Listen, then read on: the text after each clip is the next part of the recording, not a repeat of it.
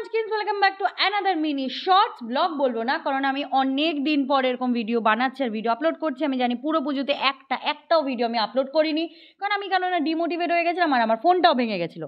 কিন্তু আজকে আমি ঘুম থেকে উঠে মোটিভেটেড হয়ে মুখ চোখ ফুলিয়ে যাচ্ছি। কোথায় যাচ্ছি? নৈহাটির বড়মার পুজোর আগের কাঠামোটা দেখতে, কারণ আমার অনেক দিনের ইচ্ছা ছিল নৈহাটি বড়মার পুজোর আগের কাঠামোটা দেখার। আমার খুব শখ ছিল, তাই আজকে অনেকটা লেট করে হলেও বেরিয়ে পড়েছি নৈহাটি যাওয়ার উদ্দেশ্যে। আর সব কিছু নিয়ে বেরোতে বেরোতে আমার বেজে গেছে 4:45। আর আস্তে আস্তে হালকা হালকা শীত এখন লাগতেও শুরু করে দিয়েছে, কারণ শীত আসন্ন, তাই তাড়াতাড়ি সন্ধ্যা হয়ে যায়। আমাদের যেতে যেতে অনেকটা লেট হয়ে গেছিলো, বাট আমি মোটিভেটেড ছিলাম যে আমি যাব আর কাঠামো দেখবো, ব্লগ তোমাদের সাথে শেয়ার করব।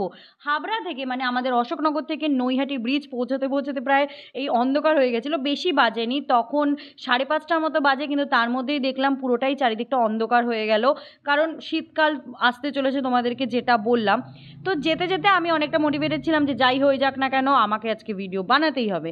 আর এই যে এখানে লেখা দেখো, আই লাভ নৈহাটি। আমরা প্রায় স্টেশনের কাছে চলে এসেছিলাম, আর এখানে প্রচুর জ্যাম ছিল টোটোর জন্য, অটোর জন্য। আর তোমরা যারা যারা গেছো নৈহাটি স্টেশনের ওখানে, তোরা সবাই যেন অনেকটাই বেশি জ্যাম থাকে এখানে। আমি তো প্রথমে ভেবেছিলাম নৈহাটি বড়মার ওই দিকটা ঢুকতেই দেবে না, কিন্তু দেখলাম যে না, নৈহাটির ওই দিকটা বড়মার ওই গলিটাতে ঢুকতে দিচ্ছে। এটা বড়মা না, বাট বড়মার কিছুটা আগে পরপর কিছু পুজো হয়, হয়তো মেজমা ছোটো মা, আমি ঠিকঠাক জানি না, কিন্তু দেখতে বেশ ভালোই লাগলো। আর ওই যে দূরে কাঠামোটা, এটা আসছে বড়মা, কারণ এইটা একদম মন্দিরের সামনেই হয়। আমি কখনো বড়মার পুজো দেখতে পারিনি, আমার এখন অবধি কপাল হয়ে ওঠেনি, কিন্তু কাঠামোটা দেখার অনেক দিনের ইচ্ছা ছিল। আজকে ফাইনালি সেটা পূরণ হচ্ছে। দেখো, মুখটা দেখা যাচ্ছে না হয়তো ভিডিওতে, কিন্তু আমি সামনে থেকে দেখেছি, অপূর্ব সুন্দর। আর এই যে এখানে বড়মার মন্দির ছিল, সন্ধ্যাবেলা সন্ধ্যা আরতি হচ্ছিল, খুব ভালো লাগছিল। আমি দেখতে পাচ্ছিলাম না, যেতে পারছিলাম না, কারণ আমার ওঠেনি ওষুধটা।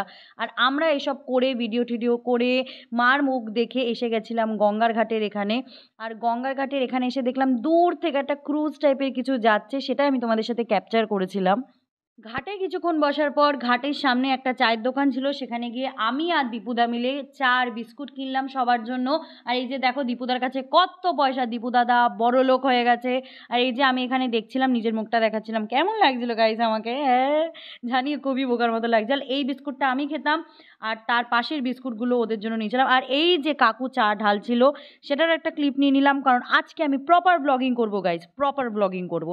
তারপর এই যে ছোট ছোট কাপে ভাঁড়ের চা নিয়ে নিলাম, ছোট্ট ছোট্ট কাপ ভাঁড়ের চা 7 টাকা নিয়েছিল গাইস, 7 টাকা। তো এটা নিয়ে আমরা গেছিলাম বসতে। কিছু সময় বসে চা খেয়ে বিস্কুট খেয়ে সাথে গঙ্গার হাওয়া খেয়ে আমাদের মনটাও ভালো হয়ে গেল। আর এখন সময় বাড়ি যাওয়ার। আর